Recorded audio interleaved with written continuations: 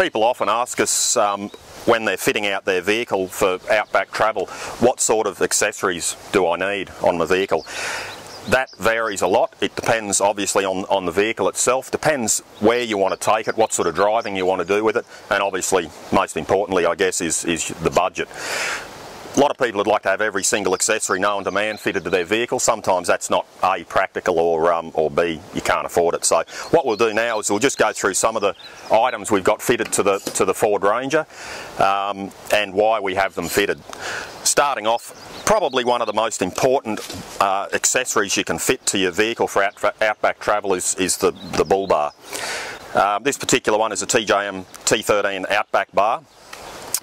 The main reason for having a bull bar fitted is to protect the front of the car from animal strikes and the like. When you're travelling on a lot of outback roads, you've got all sorts of critters want to jump out in front of you. You've got roos, you've got cattle, you've got birds. If you happen to strike an animal and you haven't got a decent bull bar fitted to your vehicle, the chances of doing damage to the radiator and all the other vital items under the bonnet here is pretty high. You destroy a radiator, you're not going anywhere, and when you're in the outback you're a long way from help. To recover a vehicle can be a fairly costly and stressful exercise, so bull bar is fairly important. The other reason for having a bull bar is it becomes a mounting point for all sorts of accessories. We've got the UHF antenna fitted to this bull bar. UHF is what I would call an essential item for Outback Travel. It's not a long distance form of communication, but it is a good way of communicating between vehicles. We've been using it a lot when we're going through creek crossings. We can guide each other through just by using the UHF. If you're travelling along the highway, it's a good way of keeping in touch with truckies and other people driving on the highway if there's any hazards around. So UHF is what I would call another piece of essential equipment. Spotlights, driving lights, do you need to have these fitted? Depends whether you're doing night driving. If you're never going to do night driving, well, probably that would be one item you can cross off your list. We've got the Britax linear light bar fitted to this one. This is only a fairly new release by Britax. We've had these out last night testing them. The light output is excellent. One thing to look at with spotlights, and this is where Britax with the X-ray lights do an excellent job, is their mounting points. They have an extremely solid mount on most of their lights.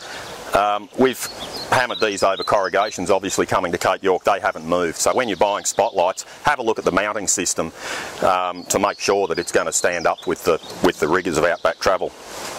Another item we've got here is the winch.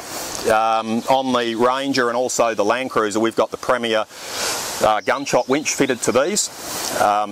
We obviously use these winches to get ourselves out of Gunshot Creek, and aptly named. The pulling power of these winches, I mean, both Warwick and I have been doing Outback Travel for quite a few years. We were just blown away with the power of this Premier gunshot winch. It dragged that Land Cruiser straight up Gunshot Creek. That Land Cruiser weighs well over 3 tonnes, so it did an incredibly good job. So do you need a winch for Outback Travel? Here again, depends where you're going, what you want to do. If you're going to travel the Telegraph track up to Cape York, I would say a winch is an essential piece of equipment. Also on this particular bar, we've got the rated recovery points built into the bull bar.